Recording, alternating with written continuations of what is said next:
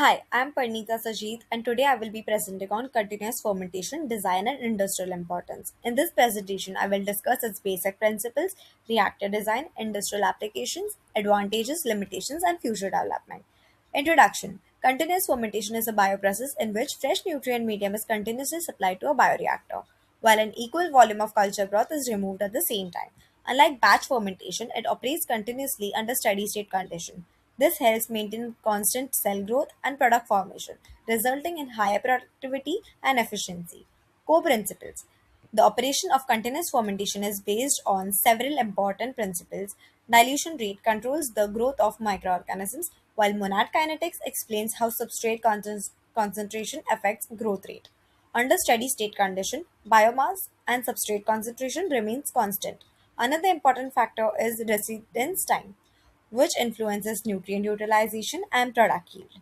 Now comes the bioreactor design. There are different reactor systems used in continuous fermentation.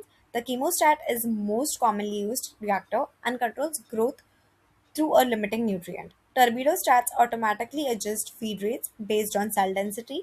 Perfusion system retains cell inside the reactor to achieve very high cell concentration, while cascade chemostat use multiple reactors in series for improved production efficiency. Industrial benefits. Continuous fermentation offers many advantages in industrial production. It reduces downtime, increases productivity, lower labor and operating cost, and provides consistent product quality. It also allows better process control and efficient utilization of nutrient, making it highly suitable for large-scale manufacturing. Limitations. Despite its advantages, continuous fermentation also has some challenges. Long term operation increases the risk of contamination. Microorganisms may undergo genetic changes over time, affecting productivity. In addition, maintaining steady state condition requires advanced monitoring system and skilled operators. Case study.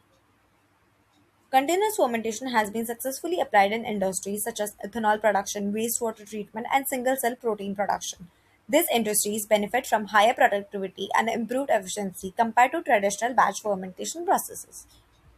Innovation and outlook. The future of continuous fermentation look promising due to the advances in synthetic biology and artificial intelligence.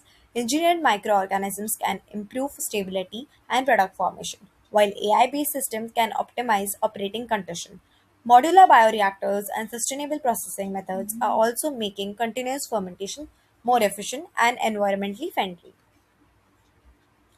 References. The information presented here is based on standard bioprocess engineering textbooks and scientific research articles that discuss continuous fermentation, reactor design, industrial application, and future innovation.